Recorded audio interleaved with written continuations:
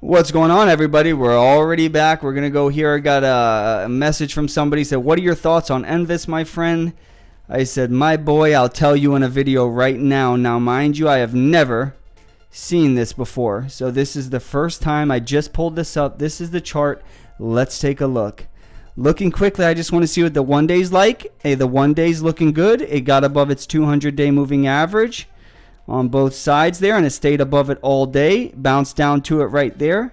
So on the 1 day, we're just looking at it right here, and we're seeing that these lines right here, of course, are your 200s. And look what it did. It's been using its trend lines. The reason why that's so important is because when you're initially looking at something, you have to at least know that it can manage the bounce trend lines at some point, right? And so you can see it here. It's like boom, back up. Okay, it falls through them there, but boom, back up, and then back down, and then back up, right? So it's showing you that it's using its trend lines and it's following some kind of channel. You don't want stocks that are so damn erratic that you just have nothing going for you. You have no idea what it's going to do next. And so let's look at the 5-day and get a better picture of the short term there. Okay, so it looks like it fell down to a low of 146. This is all stuff you guys know, but I need to look at all this to get an idea. Again, following trend line support. This time it's following it in terms of kind of doing the middle range thing. As you can see, the 200s are right here, right down the center, right there, right? There's your 200s, and it's managing to just kind of do that wobble, right? It's just wobbling around it. And there's the 200s right in the center doing their thing. Another good sign, meaning is staying within the realm. Now when we go out to a longer term is where it starts to look a bit ugly, right? That's where everyone's like, oh no. And it is ugly, okay? It's ugly to the extent that it's just totally below all its trend lines. But one positive thing that it has going for it is when you have no trend line support, what do you have to go off of? You have to go off of historical price support, right? That's where you start, like Clay Trader. Clay Trader, that guy's I don't like that guy. Never have. Even when I was new to Stock Twitch, I used to see his stuff and I almost found it laughable. I'm like, wow, this guy's thing is charts. He's horrible at charting. All he ever did was like draw lines across. I'm like, nobody who's a day trader or a proper trader has proper execution uses that. That is not how you do it. Entries and exits are constantly evolving and changing things that can only be done through trend lines, using VWAP, all the other mechanisms like RSI to know something's heated up too much, percentage William R. You got all these different things that people use, but to just say, here's your lines, this is your chart, there's resistance, there's support, I mean, to an extent that's possible, but that's going to miss pennies, in some case like 10-cent swings, because you'll never have seen it.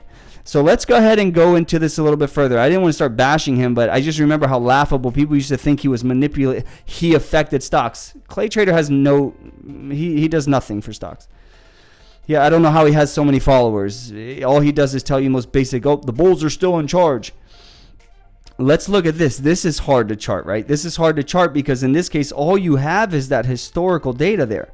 And that historical price point, which is a low of 152 there back on, what is that?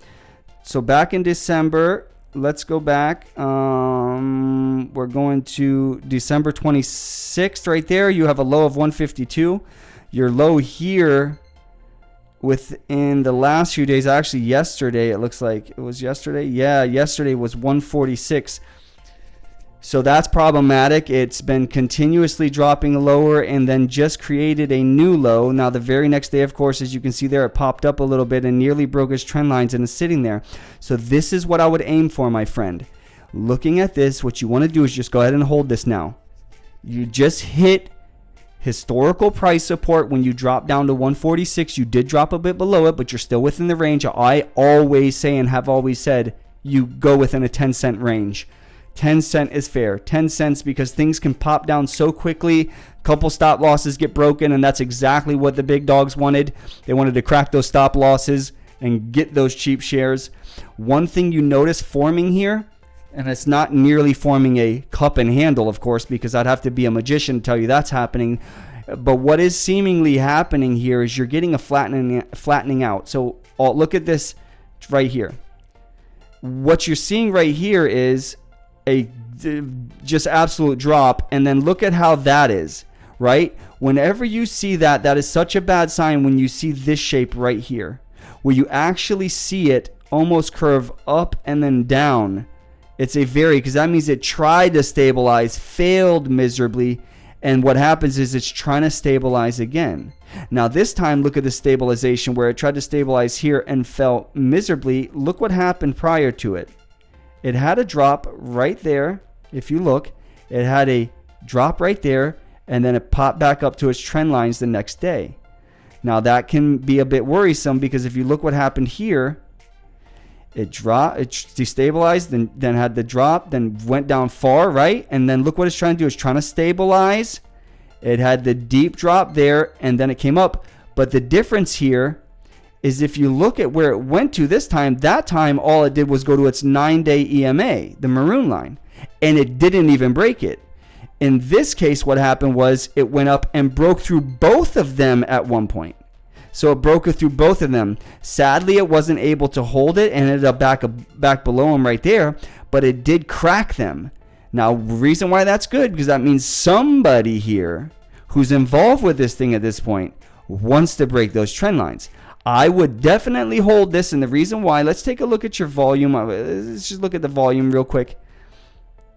Let's see, your volume 428.49, your average volume 474.81. I mean, so the volume's fair. It's nearly within the range of the 10-day average. You have no short interest, which that's a little bit bad right there, because there's nobody to sort of fuel this thing. So basically it's going to come down to people just wanting to buy in and pay a premium. NVUS Therapeutics Incorporated, formerly Takai Pharmaceuticals Incorporated, is a pharmaceutical company. The company is focused on the acquisition, development, commercialization of ear, nose, and throat products. I wish I had some information here for why this drop took place, and I want to know how far news is out, because looking at this chart alone, I would be a bit concerned if it doesn't get literally by next Friday, if it doesn't get above and stay above this trend line right there, I would start to be concerned. So basically, this is what you guys got to hope. Just hold it at this point, but this is what you're hoping for. You see right here, when I'm circling, that right there is going to need to stay this way for at least until Tuesday next week. And then you can see they're going to bring this down right here. They're going to bring down the 20-day SMA. It's going to keep averaging down while they maintain it. It's consolidation. They're going to try to consolidate it enough to bring, it's like come on down, trying to get the SMA to come down. Now, this is literally the algorithms working over a timely fashion, trying to make this happen. And then what ends up happening is you're going to get how you got that pop today to break through. Probably by Thursday next week, they're going to get up here. They're going to finally get up here above the range that this is at. That put it at about the 192 range. They're going to get it above a 192, then try to consolidate it again. Got another new subscriber. Awesome. So what we're going to have to do is watch it just hold it until next Wednesday. By next Thursday, we should see it get to 192, which would be above the 20-day SMA. They're going to try to lock it down there and reconsolidate it again. The reason why that's going to happen is because you're going to see this. You're going to see those lines flatten out. Then you're going to see this one come down. Then you're going to see it start to come back up a tiny bit. And the reason why that's important, because as it starts to come back up and lead towards above 2, that will give the chart something to bounce on, right? That will give it something to kind of ride up. Right now, it has nothing to ride up. All it has going for it is that it's going to get tangled up in the 2 right there. It's literally wanting to get tangled between these 2. If it can get tangled up between those 2 lines, you're going to get a good consolidation. But what can happen is like the same thing that happened with LPTX, as ridiculous as it's being manipulated by Goldman and those guys. The reason why that can be bad, because if this comes and stays on top of it, it'll be constantly fighting for its life. So you can see where someone who knows what they're doing is trying to get it tangled up in those. They want that to happen, because if it can get tangled up in those, then it's above its 9-day EMA. Then this through the next few days will drop down. As that happens, it won't take much to just get it to pop above that, and then they'll be able to sustain it. So this is a definite hold till next week. And then what happens is from there, you should see the break above 192 by Thursday. By 192, you're going to see a consolidation happen again. It's your opportunity to sell if you want to. I don't know if you bought it at $1.50 and then you want to sell at 192, that's a great return. Hey Siri, what is 0.42 divided by 1.5? 0.42 divided by 1.5 is 0.28. I mean, so that's a 28% return if you got it at 150. I just don't know where you got it. But from there is where you're going to have the reconsolidation. So you're going to 192 by Thursday next week. And then from there, you're going to have to hope that it consolidates and then you get a drive up. Meaning that's where they start using the 20-day SMA, the blue line, to hop along and actually give it some support, because of course the 9-day and 13 will be up under it.